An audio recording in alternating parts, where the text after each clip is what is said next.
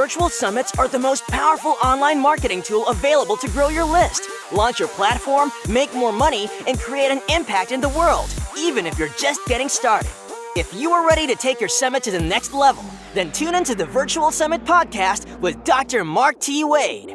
Hi, I'm Dr. Mark T. Wade, founder of Virtual Summit Software and creator of the One Day Summit Formula. And I'm on a mission to help you, the summit host, get your summit out to the world in a powerful and impactful way. So let's get started. Hey, summit hosts, Dr. Mark T. Wade here, founder of Virtual Summit Software and your host on the Virtual Summit podcast. Don't ever let someone sell on your summit. This is complete BS. We've all heard this before, but complete BS. If you want to add value to your audience, they need to be engaged, and people pay attention to what they pay for. I am joined today by legendary rock star Chris Cameron, head of speaking at ClickFunnels. He's spoken on hundreds and hundreds of stages, both virtual and physical. He was trained by Russell Brunson himself and now trains the entire ClickFunnels speaking team. He's on track to produce 7 figures in revenue from speaking and has spoken on stages with JJ Virgin, Pete Vargas, David Bayer, and more. Chris, we are so excited to have you on the podcast today. Oh, Mark, thanks, man. I'm super excited to be here. This is great. We are going to have a lot of fun. I mean, me and Chris were just jamming in our pre-interview chat, and I literally had goosebumps about what we're going to talk about. Something that we have never talked about on this podcast before, but I think it is so powerful, so important. And there is nobody better to talk about this topic than making money from speaking than Chris. So Chris, we're going to jump into that. But before we do, why don't you tell our audience of summit hosts and aspiring summit hosts and summit speakers just a little bit more about yourself? Well, I'll give you kind of a brief rundown, and I'll tell you how I kind of connected with Russell and how this whole ClickFunnels speaking team started. Here's a really, really weird random fact, Mark. I was, believe it or not, roommates with Russell Brunson 20 years ago in New Jersey, of all places, on a church mission. And I'll just tell you something funny. The Russell Brunson that everybody sees today, you wouldn't have known it 20 years ago. I mean, this guy he says he's an introvert. And he is an introvert. I mean, he would look at his shoes, and we're going out selling the hardest thing there is to sell, right? Religion. And it's been so fun to watch him. So anyways, after we were roommates, came back and we both kind of did our college stuff. He did his wrestling. I started to work for a finance company, and I realized that I hated managing people's money. It's the worst. I mean, whether you do good, it's never good enough. And if you do bad, you just feel terrible. But what I realized is that I really enjoyed the marketing aspect. And we teamed up with a company. I worked for a brokerage house, and then we teamed up with a company doing a lot of their marketing.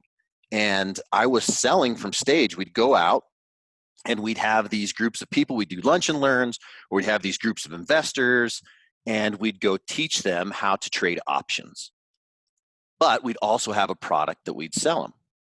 I mean, I want you to think about that as you just kind of gave your intro, and this will kind of seed some of the other stuff, is if you're going to teach somebody to trade options and then say, hey, go, good luck. It's literally like training a pilot how to fly a 737 and sticking them in the cockpit with just some notes.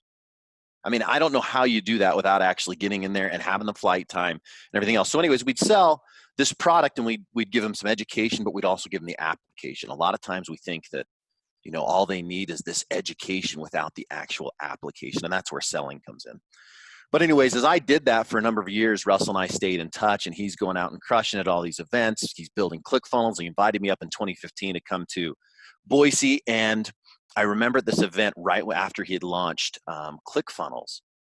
He did this event. It was his .com Secrets Ignite group, and he taught the perfect webinar. Okay, so that's where you go in and he shows how to sell. And he did a live one for the ClickFunnels product. And I was blown away. And we sat down to lunch because we're friends, everybody else leaves the whole room. And he's like, hey, tell me, what's been going on? And we're sitting there eating burritos. And I'm like, man, I've got to use this perfect webinar script for the stuff I'm doing. He's like, yeah, you do. So I went back and implemented it. And we started selling more. We started using funnels to actually drive people to our events. And on top of that, I was doing webinars every single week using the same exact tactic to drive clients in. So last year, I don't know if a lot of these people saw the live with Pete Vargas out in Kenya, I think they were. And they said, let's do the speaking team. So Russell contacted me on Facebook and he's like, hey, you should try out because you've been doing this. So through a series of, me sending in videos and whatnot, he said, hey, I want you just to come run this speaking team for me. And I'll tell you, if Russell Brunson gives you a call like that, you just drop everything. So it's funny is that very day I went and walked in and quit what I'd been doing for 15 years and got on a plane and actually went out with Dave and Miles to stage execution workshop with Pete. And so that's kind of how this all started. And that's been my background is I've been selling from stage for 15 years. So that's kind of maybe a little bit long-winded answer, but that gives you kind of some background on me. Virtual Summit's software makes hosting a summit easier than ever.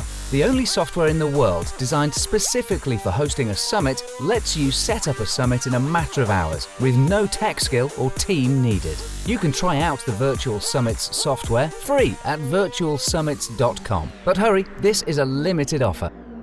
Well, and that's a pretty amazing background right there. And I think you set it up quite well for the area and the direction we're going to go. But you're right. I mean, if Russell Brunson gives you the call, you rings that bell, you come running, if you will.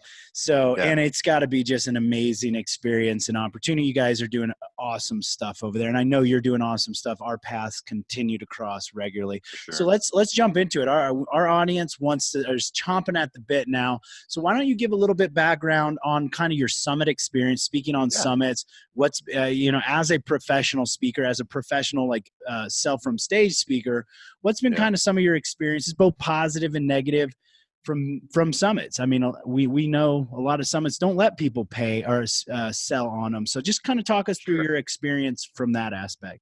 Well, one thing I want to point out is I think people need to understand that anything that they do on a summit or a live stage, I think can be used in either place. I think a lot of people think, oh, well, hey, this would work in a live audience, but it wouldn't work on a summit. I don't believe that. I think that it can totally work. And then there's two sides of this. And you and I were talking about this earlier is, there's the summit host and then there's also the speaker. And I think that there's probably good and bad to both of those. We've had summits where people will really just tell us, hey, we're going to have 10, 15,000 people on this summit. So if you're a speaker, there's, I think, a few questions you want to answer. You've got to do your homework. Okay. So if somebody comes in and says, hey, we're going to do 15,000 people on the summit, I want you to consider a couple things. Is that going to be 15,000 people at your session of the summit? Is that going to be 15,000 people over 4 different days? Has the host done a summit before? And what's been their success? Do they allow people to sell on a summit? And Mark, what we do is I'm always a little bit skeptical when somebody says, hey, come onto this summit. We just want to provide great value. And then, people will just flock to your doors. I haven't found that to be the case. I think some people may have found that, but I just haven't found that to be the case. So I think just doing your homework, and then asking the right questions. Hey, can we sell? Are there other people selling? Because they're a true thing. Wallet share is a real thing. And it depends on when you go on the summit. Are people primed? I think it's okay if somebody else is selling, depending on their price point. For us, usually on a summit, we're probably going to sell a $2,000 product.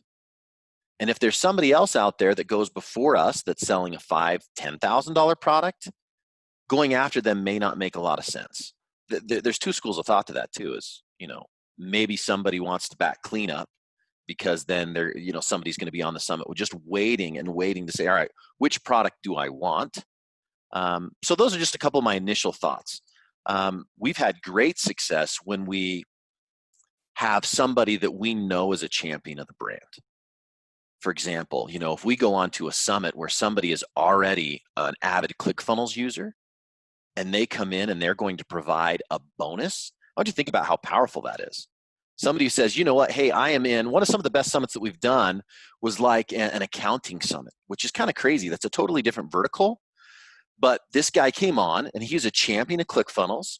And he provided a couple bonuses for these accountants and these CPAs where he said, hey, here's how I get leads. And you know what I'm going to do for you guys, for those of you guys who purchased ClickFunnels today in this package that we're offering, is I'm going to share with you my #1 lead grab funnel.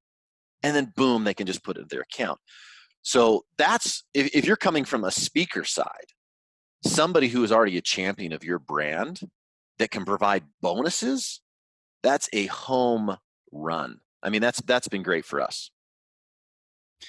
So, I mean, these are amazing like topics already. And the fact that it was an accounting summit, that's been a home run. Like I love that. And I actually, that makes a lot of sense. A lot of times in these niches that they're not used to seeing these type of marketing or advertising or summits, for example, like there's a lot of opportunity there. So from your perspective, why, and not that every summit should sell, obviously, but like from your perspective, why is it maybe a harm or a disservice to not allow someone or some of the speakers to sell on the summit? Well, first I would say ROI. And then second, I would say that you're not actually serving your attendees as much as you could. And I think first off, let's talk about ROI and then we're going to get into the service. ROI, there's something to be said about front-end ROI, and I think it's becoming a lost art. I think everybody thinks, we hear the term fortune is in the follow-up, right? And we think, hey, if I'm just going to provide this value, then I'll do a lead grab and I will continue to sell after the fact. But I also want you to think as a host, a summit host, there is definitely money and there's time that goes into advertising the summit, how much Facebook ad cost you have into this, and you're running to your email lists. Being able to sell is going to actually help you recoup that hard cost fairly quick. Now, what you want to do is you want to make sure you're partnering with the right people. You don't want your summit to be known as a pitch fest. And I think that's where it can be very dangerous. So make sure you're partnering with the right people. I fear that a lot of times people come in and they will write checks that the summit host can't cash, if you know what I mean, where they come in, they make all these promises and then they don't deliver on it. And the problem with that is it makes the summit host look bad. And that's what you want to avoid. So I think that's why people are scared of letting speakers come and sell. But if you partner with the right brands and the right groups, you can really ROI that up front, because if you have qualified speakers, they are usually willing to do some type of rev share. Sometimes they may even pay a sponsorship. It all depends. For example, ClickFunnels will come in, and that's our two things, is we can usually pay something to sponsor, and that's usually live events, sometimes not as much on summits, but we'll usually do a rev share. And if you want to talk about fortunes in the follow-up, when we can do a rev share up front to help you cover those hard costs, what's beautiful about, we're just talking virtual summit software as a software as a service. That's beautiful. ClickFunnels is a software as a service. That's beautiful. But we allow the summit host to participate in that revenue, not only from the upfront sale, but ongoing as an affiliate. We can give a percentage of that every single month.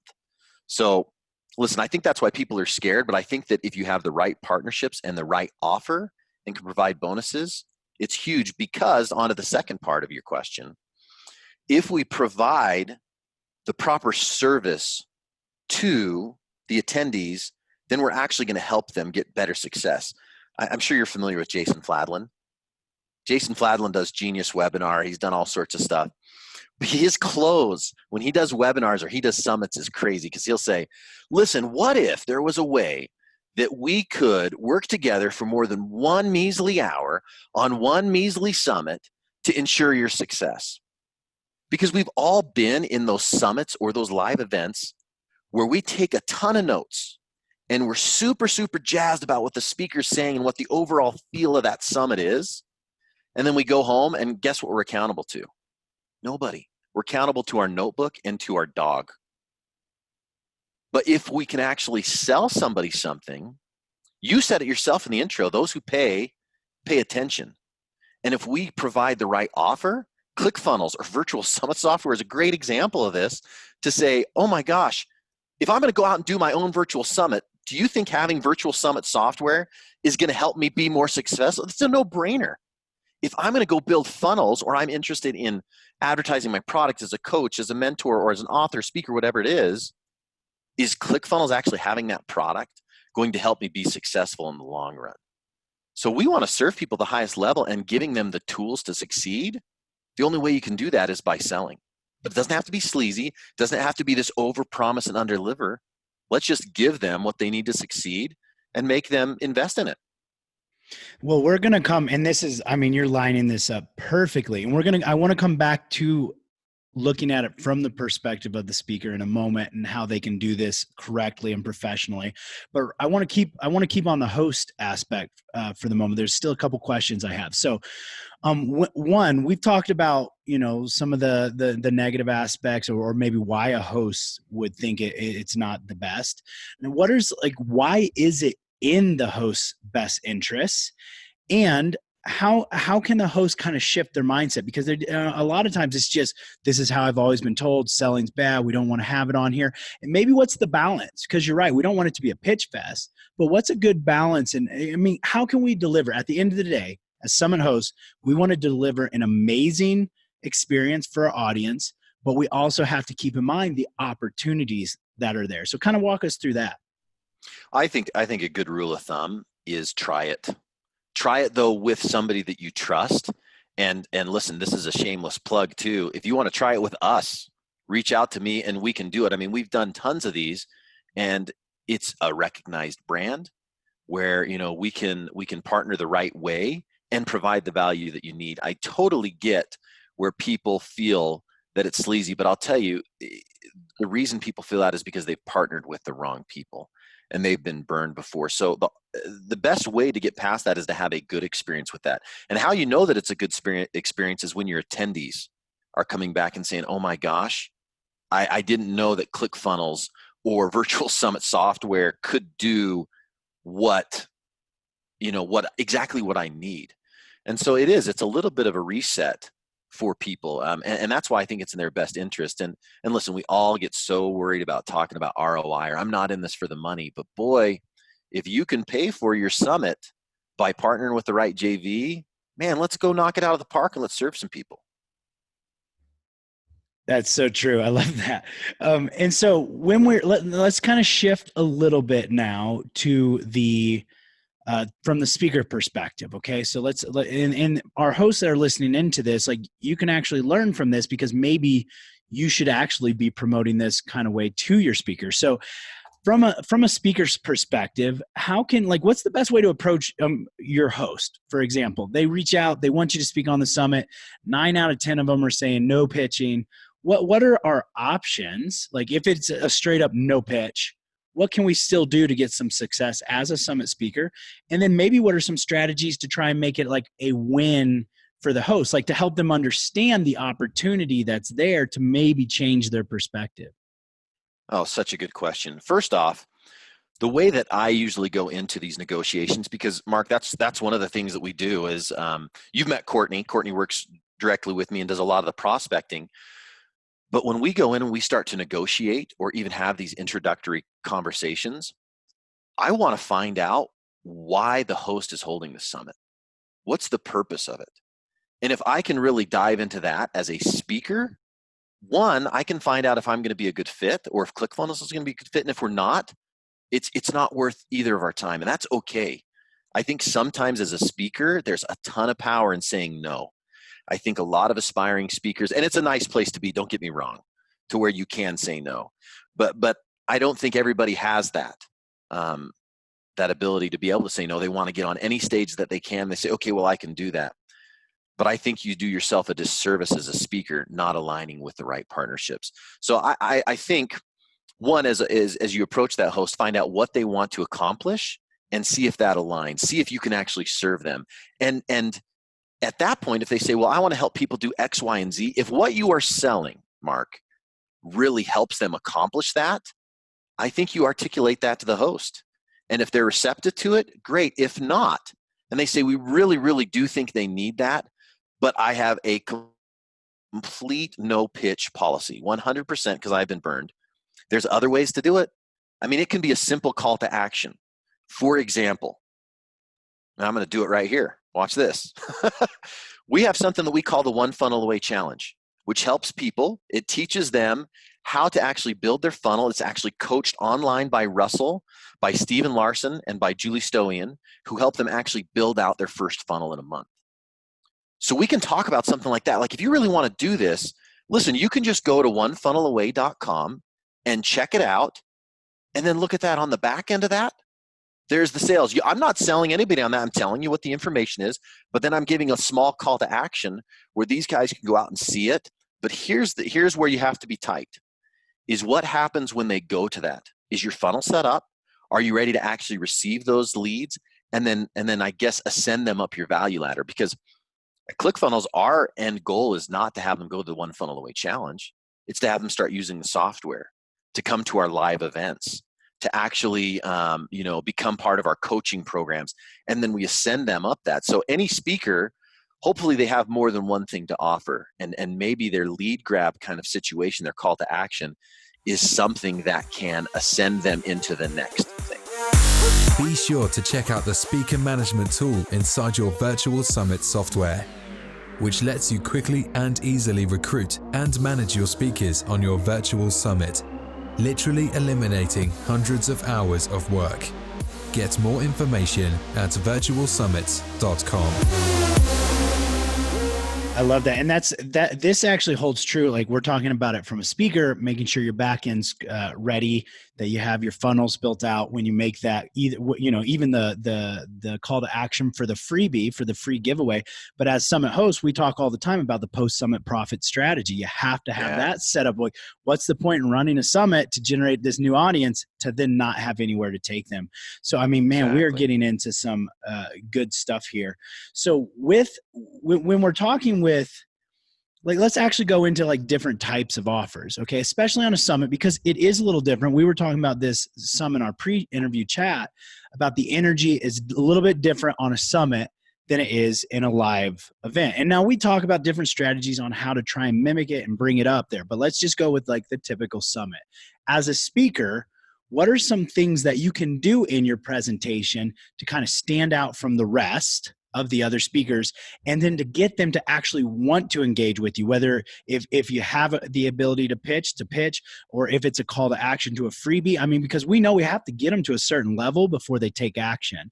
So what are some of those kind of, as a professional, selling from stage speaker, what are some tactics that you apply to your presentations in a summit that can get them to take action? So shameless plug again, listen, Perfect Webinar is awesome. I mean, that will really outline how to be successful, whether you're selling or not.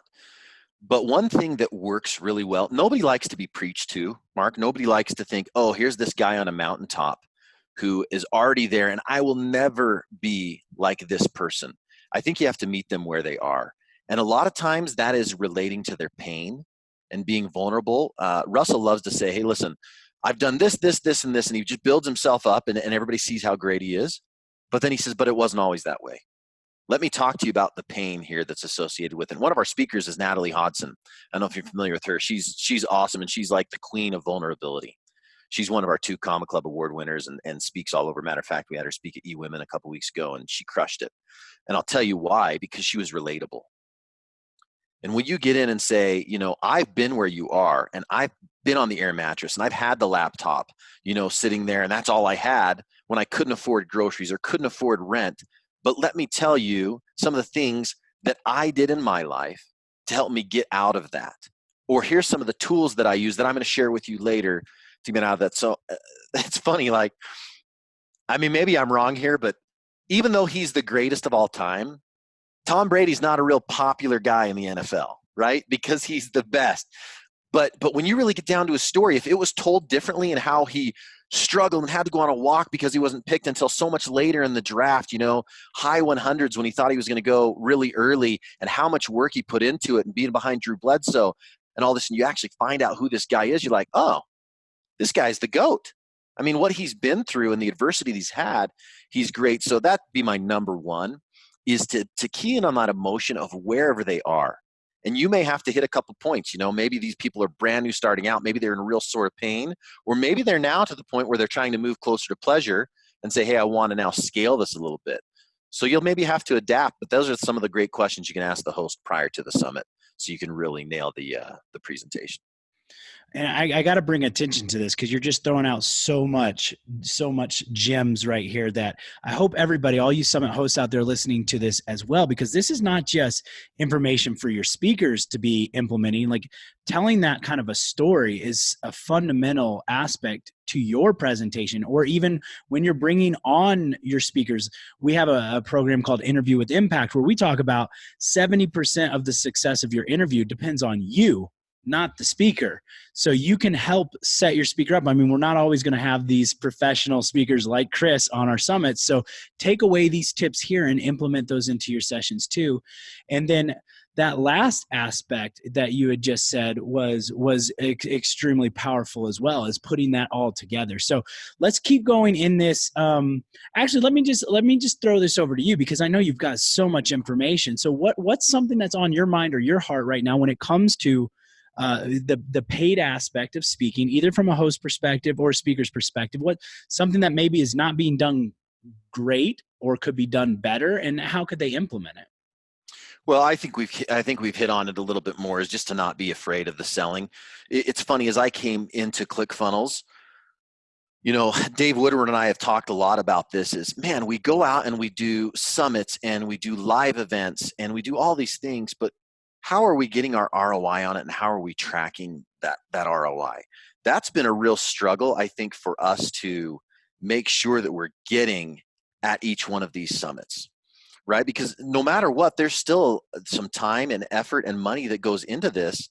And we talked a little bit about the fortune of the follow-up, but I would just want to make sure that it's the right partnership where I can see that return on investment, whether that's initially on the front end or whether it's ongoing. And so if you ask me, what's my heart? I want to say, all right, the easiest thing for me to do, Mark, is to go in and say, I'm just going to go and we're going to serve these people, and we're not shy about selling. We're going to sell them. But here's the big thing. We're going to over deliver on the back end to make sure that once we sell, that the attendee does come up to the host and says, hey, I cannot believe what value I got out of that presentation, and now I get to use it. But we're also trying to shift our mindset to being, okay, if we don't sell on the front end, it's okay. And that Dave and I have struggled so hard with that, to say, man, we've got this recurring revenue model and this value ladder that will take care of itself.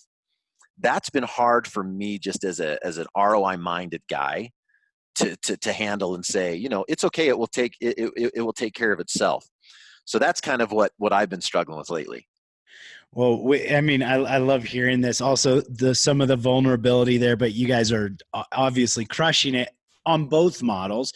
And you said something that brought up a really great kind of point or curiosity that I have that I want to dig into for a second, is tracking ROI. Oh, yeah. So for our hosts and our speakers, I know myself included, I don't do this well enough. Like, what's one or two simple ways we can get started tracking our ROI from speaking? Oh, it's so tough. And everybody's going to do something differently. The easiest way is the front end ROI, right? That's the easiest way, but you have to have a way to tag everything. And I don't know if that's a software. I mean, you can if you're like an affiliate with ClickFunnels. But if you can tag everything to where it's like, okay, I know the origin of this client and they always have that specific tag that it came from this summit, then you can go look at the real lifetime value of a customer.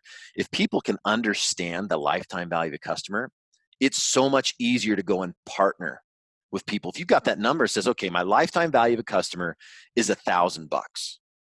Then you know what you're up against, right? If you don't know that number, it's very, very hard to track your ROI, or at least to make decisions on which summits you say yes to and which summits you say no to. And that would be also, I think, for from the host side too. I mean, we're talking about from a speaker side, but the host's got to do the same thing. What ROI were they able to get from their speakers?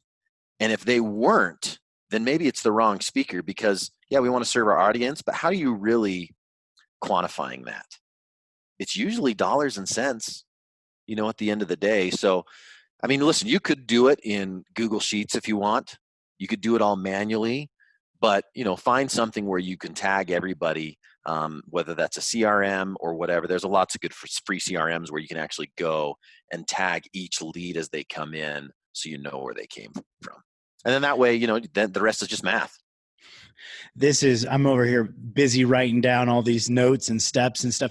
And I do want to focus on that right there for all you summit hosts listening to this, because I know we could do it better on our summits as well. And we've had, Greg Smith, a good friend of mine on here, who talked about like summits that he had run in the past. And when he actually went back, like they had never really kept track of like the process of it at the beginning, or at least they weren't looking to see the process after the summit. They were like, what was the return on the summit? We had this many people opt in, we made this much money. But then several years later, he said, well, let's just go back and take a look at that, because they were trying to decide, do we keep running summits or not?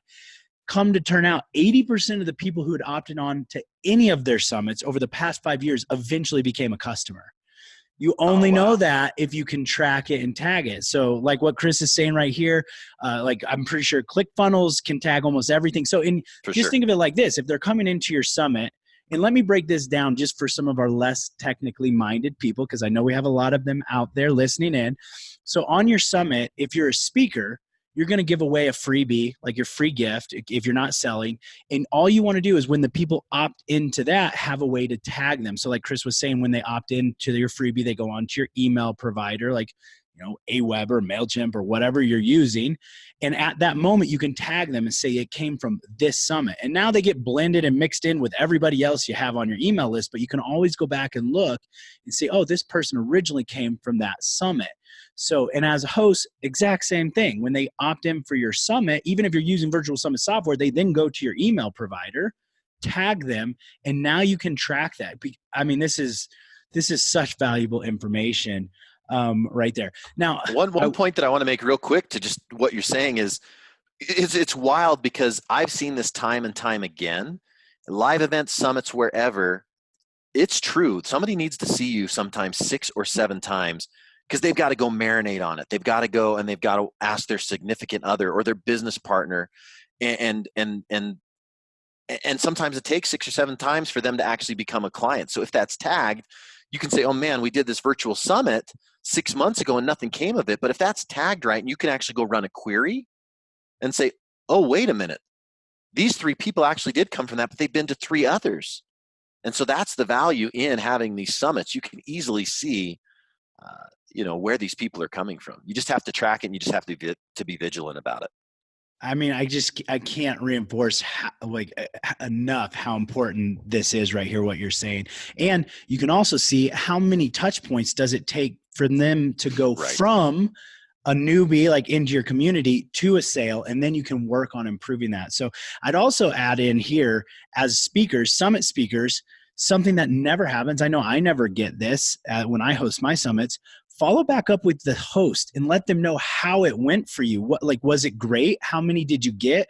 Or was it not great? And give that feedback. I mean, we're not communicating with each other. How can we make it better? So I laugh at that. It's crazy because sometimes, I'm sometimes overly honest. I've had to tell people, hey, listen, you guys really serviced us up front, but when we got there, it was not the people. I mean, we had an event. This is a live event, but it's the same thing with summits, where we showed up and it was nothing but college students. And unfortunately, I got some other people to sponsor the thing, and we lost like 20 grand on the thing. Now, luckily for ClickFunnels, that's not as big of a deal. But if you're a solo, preneur, and you're a speaker and you're going out and doing the stuff, and it turns out it's totally the wrong audience, I've said to the host, hey, it just wasn't what we wanted. And you know what's amazing? If you're honest, but you're respectful, that was a live event. And they said, oh my gosh, thanks for telling me that. Maybe it was the price point. Maybe we're a little bit too high at this event. Maybe let's run a webinar and do maybe a lower price point. So if you can have those conversations and it wasn't what you wanted, the host wants you to succeed too. I promise you they do. They may say, hey, all right, let's try something else and continue this partnership. And sometimes those things work out great. I mean, that's like, we've all been there, and I can tell you, like, it's no fun paying to sponsor an event and getting there and feeling like you were lied to or misled, or at least not given enough accurate. So don't be that host that does that either. Be fully transparent, but also, again, back and forth. Communicate. As a host, follow up with your speaker. Let them know what you loved about their participation and give them some feedback on how they could get better in a positive Absolutely. and constructive way, obviously. So we're going to be getting close to starting to wrap this up. I kind of wish we could keep going forever with this. This is such great information. But before we round it out, like we were talking about from a speaker's perspective, not being afraid of selling. But I think that, even from a speaker and a host perspective, we all have a little bit of fear selling. And I feel like that may be a mindset thing that we need to break. Chris, you've obviously crushed through that and have developed that skill set. Could you give a tip or two for everybody listening on how they can be okay with selling and how they can get over that fear? Yeah, it's such a good question. And we actually build this now into our presentations, because especially if it's a new speaker, it is a very hard transition to go. Usually when we do this, we'll go content, and then you flip a switch and it's sales time. And people can feel it, they can see it. And I've seen energy get sucked out of a room. I've seen energy get sucked out of a summit when somebody doesn't do that properly. So what we've really done, and this is right out of Russell Brunson 101, is ask the audience and ask the host. Because if the host has bought in on this and you can now use them, for example, if you and I were doing a summit together and I said this, guys, we've been going at this for about 60 minutes or whatever it is. And I know that you feel like you're drinking out of a fire hose. And I know it's hard to keep all this information and then go apply it. And I was talking to Mark before we got on the summit. And I asked him if it was okay. I said, listen, I have something that can help them with that, where they don't feel like they're alone, where they don't feel like they're overwhelmed. And are you okay if I share with them an offer? And he said, yeah, as long as they are okay with it. With the Ever Summit feature inside the Virtual Summit software, you can rerun your summit as if it were live, ongoing forever with one click of a button. This now lets you continue to use your summit forever, bringing in qualified and engaged leads every month into your business. Get more information at virtualsummit.com. So then I have the buy-in from the host, but now what I'm doing is I'm actually asking them permission. And on that summit, I can have them, jam the ones or whatever they need to do, or say, yes, they're okay. And it's amazing what happens when you say, guys, I don't want to leave you alone. Are you okay if I share with you something that will help you tremendously next week, the following week, next year? Are you cool with that? And if you have an open chat room at this point, or you see a bunch of yeses come in, there's the social proof right there. And now you can go free as can be, talking about what you want to sell and how it's going to serve them. And then you're throwing in testimonials throughout that entire sales process of, this person was very skeptical about it, and this is how it worked for them, or whatever. But I just feel like asking permission and involving the host in that too. They said it was cool. And then what you do as the host is now it's not all on you. You just said, yeah, Chris, go ahead and sell whatever you want. You didn't say that, Mark. You said, Chris, I'm totally cool with that if they're okay with that. So would you ask them? See how that positions it? It's a little bit different. And that has worked out beautifully for us. Yeah, it positions it more around. I mean, and we all like the psychology behind it. As a doctor with a couple doctorates, I love looking at psychology, why people do what they do, and that right there is putting it in the court. And of course, just curiosity. We're like, okay, now I got to see what you got. Like, go ahead. Like, yes, tell me what it is, because now I want to know. What am I going to say? Like, nope, don't tell me what that thing is. So yeah, I love it. And you again asking the permission opens it up there. And I also think, like, just to break this down for everybody listening, a couple of the points that Chris was saying is you see this throughout the presentation as well. And so you're not doing this like hardcore flip, like, okay, end of value, now I'm going to sell you. You continue the value going through the opportunity. It's more about providing an opportunity. I know one of the things I like to do on my sessions is I'm like, hey, this is not for all of you. So if it's not for you, just don't worry about it. We'll do some Q&A or whatever. I give you permission that works great to too. not be in it. I said, but some of you want this. And so I'm going to let you know about it. So there's all kinds of ways, but I think the biggest one is, like you were just saying, Chris, is like, it needs to be this kind of, like, let's think of it from a human perspective. Like, what do we normal want, conversation. Right? A normal conversation. So this has been absolutely incredible. We're going to have to start wrapping this one up, unfortunately, because I would love to keep jamming with you ongoing. Why don't you let the audience know, first off, where's the best place to get in touch with you? Because I know people are going to want to follow up. They got more questions, and they're probably going to want to have you speak on their summit. So that's totally cool. That's what we do. Yeah, you know what? I love, and it's funny, some people don't love this, but I think it's making a huge comeback. I love LinkedIn. Let me tell you why I love LinkedIn so much. So you can look me up on LinkedIn. It's pretty easy to find. If you type in Chris Cameron and ClickFunnels, I'll pop right up. But I love that at a glance, I'm not just seeing, your kids, and people have gotten better in their social media. Don't get me wrong. Russell teaches a lot about that. But on LinkedIn, I can easily go and size somebody up real quick. And I don't mean that in a negative way, but it's very easy for me to see, okay, this is what they do. And I know who I'm talking to. I know what their background is. I know what their experience is. And I know what they're doing as far as, summits and so on. So I love that type of communication. Look me up on LinkedIn, send that over. And obviously, anytime you want to learn more about ClickFunnels, clickfunnels.com. If you even just Google it, trust me, you're going to get plenty of information. But onefunnelaway.com is great as well. And I will say, you can get all of the links and access to Chris, as well as everything we've talked about in this episode, over in the show notes, podcast.virtualsummits.com/065. So we'll link to everything he's talked about, the Funnel Way Challenge, all those, as well as him over there. And so, Chris, as we wrap this up, why don't you just kind of leave us with one final piece of wisdom? Listen, I think it's okay to be ROI focused, but that doesn't mean that you will always sell on your summit. If you're not going to sell, make sure you have a solid call to action with a solid follow-up plan, and provide the value. Word's going to get out really, really quick if you do go sell on a summit and then you under-deliver. Just make sure you are who you say you are, and then over-deliver. And if that happens, you're going to get, this will snowball. I'm telling you, if you're hosts, you're going to get the best of the best speakers. And if you're a speaker, you're going to align with the best hosts. So true, and such great information. Thank you so much, Chris. It's been an absolute pleasure. We are so fortunate to have you here with us. This has been absolutely great. Thank you. It's been a blast, man. Thanks for having me. Awesome. So big shout out over there to Chris Cameron. Thank you so much. And thank you, all you summit hosts and summit speakers listening in today, for spending this time with us. I'm Dr. Mark T. Wade, founder of Virtual Summit Software. And just remember, your message matters, and you have an impact you need to make in the world. Be sure to check out the show notes over at podcast.virtualsummits.com/065 to get access to all these great things we've been talking about. And I'll see you on the next episode. Thanks for listening. Now don't forget to subscribe and leave a 5-star review on the Virtual Summit podcast.